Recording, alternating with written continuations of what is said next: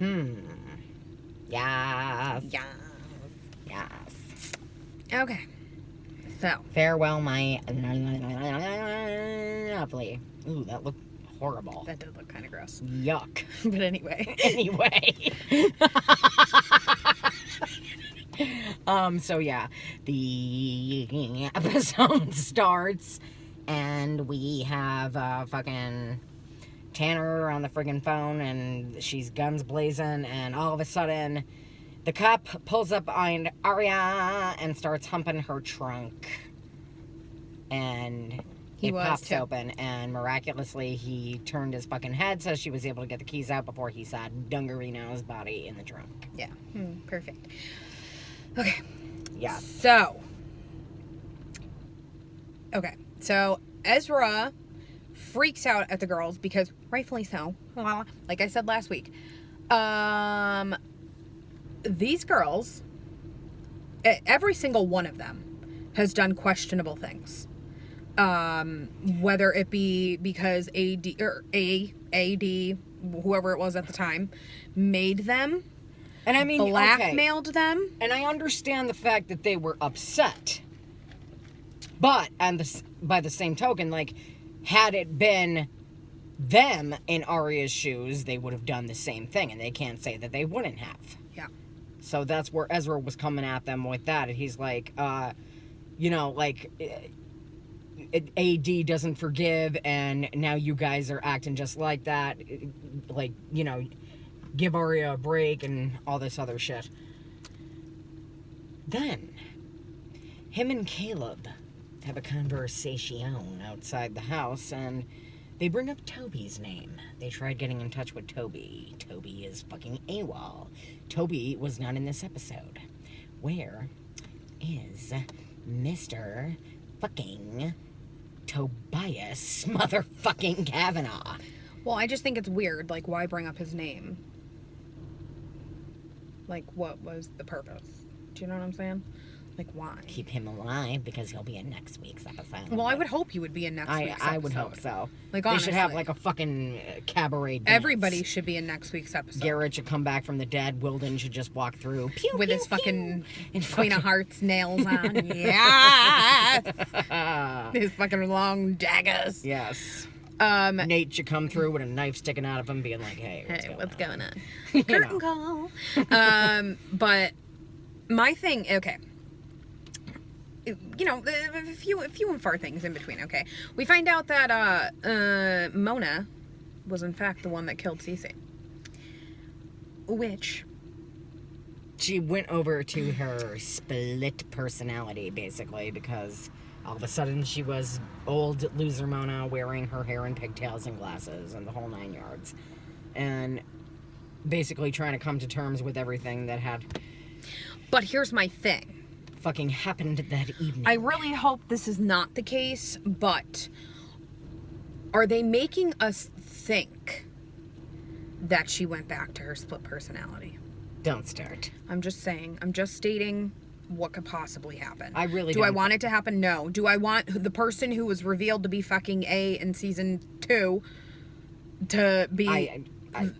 No. No. Do I want them to be AD? No. Regardless of if it was her twin or not. No. Not gonna happen, or I will personally leave your house, jump on a motherfucking plane to fucking California, and be at fucking Marlene King's house at 3 a.m. next Wednesday morning. Okay. Her time. But, so we find out that Mona was in fact the one who killed Cece via self-defense. However... Well, in a way, it was self-defense, because they scuffled. She said to her, jump, blah, blah, blah, and then threw her on the ground and said, that's what it feels like to be dead. That's what death tastes like. Yeah, like, basically showing her, motherfucker, you drugged me, put me in this dollhouse, all this shit, and threw her on the ground, and they, they rolled around, and they started going back and forth, and then she got smashed against the wall. Arm hurts. Yes, So we find out that she's the one that actually was the reason that Cece died. And because of that, the game ended. Because the game started... Because AD wanted to find out who Charlotte was. Who killed Charlotte. Yeah. So, my question here... Why what is the fascination that AD has with Charlotte? What is the connection? Well, obviously, I would hope we find this out in next week's episode. One would hope. But what is the connection between Charles and Cece, aka Did they share a bed at Chuckarino? Radley? I don't know. At this Were point, they lovers? Is it actually Kenneth De Laurentiis that's AD? like at this point is if these, which brings me to my next point, if in fact Cece and AD are so close, that would give her reason to lie for him, which could bring us to our possibility that maybe she's not actually Charles. I mean, do I think that that's going to happen? No. I think that that's a little too, the Charles story was pulled out of fucking left field, kind of like that dream sequence we saw tonight. Yeah, that's another thing. But I feel like that's a little too complicated for the writers to wrap their mind around, obviously, because they don't know what they're doing. But I really do feel like possibly they could have made it into a better story had that had been the case, if Cece was not actually Charles and just covering for Charles. Because we've never verified, like, Cece's story has never been verified by anyone. Not one person. Not one. Not fucking one. And that's what makes me think it lacks credibility. Do you understand what I'm saying? Like, I know what you're saying. That's what's yes. making me think it. But it could just be lacking credibility because they're too lazy to actually write the proof in, which is another thing. So yes, we see the freaking chalkboard scene. Mrs. Rollins is writing on there. We see the chalkboard scene, and we find out that the scene that we have been waiting for since season 6, which was supposed to foretell something about the over future. a year ago. Yes. We're going on a year that we've been waiting to figure out what that scene was about. That was almost 2 years ago, because that was at the end of the Chuckarino episode. Yeah, okay, so 2 years ago. 2 years ago, we find this out, that there's this scene, and we're all like, oh my god, who was Arya talking about? He's coming for you. He's actually coming, and it turns out and to be you're a telling me zombie that fucking Archer. not only is it a fucking dream, but it was Emily's dream. Like, what the fuck? So now this show predicted a dream? Are you kidding me? Like, that really pissed me off. At least, I will say this. Not that I enjoyed that, but at least I will say this. At least we found that out, that it was an interpretive dream sequence in the fucking episode tonight, rather than in Marlene's special, interview. following next week's episode. So wait a minute. We have a 2-hour episode, then and an hour? then we have Marlene for an hour. Great. Looking forward to her clearing up her fucking tracks. Yeah. I don't recall. I don't recall that ever happening, even though it just happened in this episode. I don't remember. Wait a minute, you mean to tell me that Mona killed Charlotte? I don't remember writing that. Someone else did that. Somebody else must have done that one. But, so... Brian, was that you? I had an itchy nose. Ryan, you want to take this one? Ryan. Brian. Holdman. Brian Holdman. Yeah. Brian, you want to take this one? What? What the fuck are you saying?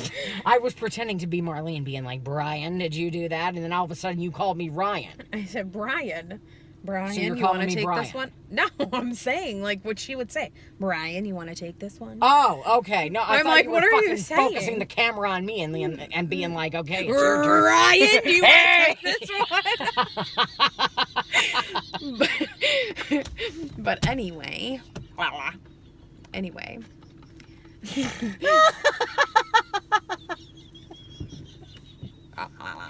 Anyway, so then after the catastrophic fucking dream of zombie Archer Dunghill blasting into the fucking door, we fucking watch this augmented reality of someone in a black hoodie bouncing around fake Rosewood on a phone through the fucking phone. Tiptoe through the Rosewood. Just so fucking The girls seem to come up to the fucking brilliant deduction that by focusing on Aunt Carol's house, that Dunghill must be buried. Hi there. Dunghill is buried. Buried. Correct terminology.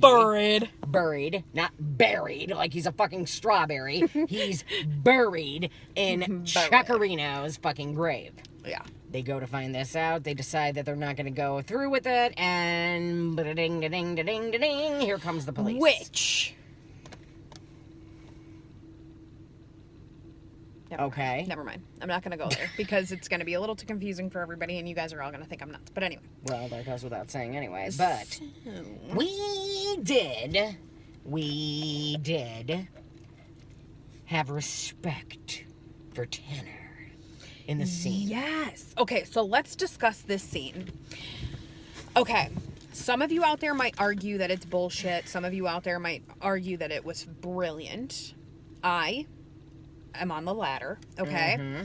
I think that this was one of the best written plots in PLL history. Like, honestly, I was very, very happy with how it was very well executed. Yeah, Marlene must have had nothing to do with that. It made complete sense. And the reason that I'm saying this is because, let's think about this, shall we? These girls, okay? Yes, they killed Archer, okay? But technically, Hannah killed Archer. The rest were accomplices to murder. Yeah, but then again, it was self-defense. It was self-defense, okay? Now, am I saying what they did was right? Absolutely not. Should they have called the police that night? Yes. They would have avoided a lot of fucking shit in between had they had done that, but then we wouldn't have a TV show. So, it was self-defense. Do I think that for self-defense they need to be brought justice to? No. Do I think they should be punished somehow? Yes. But I also feel like they are being punished right now as we speak. So this is like kind of karmic justice, if you would. But by the same token, though, I did feel really bad for Mary Drake. Yes, because here's the thing, okay? I felt bad for Mary Drake also, but let's be realistic. Mary Drake, absolutely, cold-bloodedly murdered her sister on purpose, not self-defense, on purpose. Although I guess one could argue that maybe it was a little bit of self-defense because they were planning on killing her. Although, considering text messages sent, that still reeks of plot holes, but yes. Be that as it may. Understood. But I'm saying Mary Drake was going to prison regardless. 25 to life, regardless. Okay, let's be realistic here. She was going to jail for a long time. So, being a mother, I know if I had the opportunity to take the rap, give my life for my child, I would. And she also feels like she owes Spencer something because of everything that's happened. I think it was beautifully done. I think that it made me feel all the right feels in all the right freaking places. I think it made sense, and it was just... Yeah. It was the right thing to do. Right, because then basically Tanner goes in and tells the girls, you're free to go. Well, you didn't commit any crimes, did you? In other words, be smart and get the fuck out of here while you can. Like, Tanner's not dumb. Tanner knows that these girls were responsible for his murder. But she also knows that these girls got themselves into some stuff they shouldn't have. Not that they're murderers. She knows that Mary Drake deserves to be behind bars because of the murder of her sister. So, therefore, she was just telling the girls, leave. Like, leave. You're free to go. What I think and what I can prove are two different things. And I want you guys to leave. So, Tanner stepped up, and I'm back to liking Tanner now. Okay, next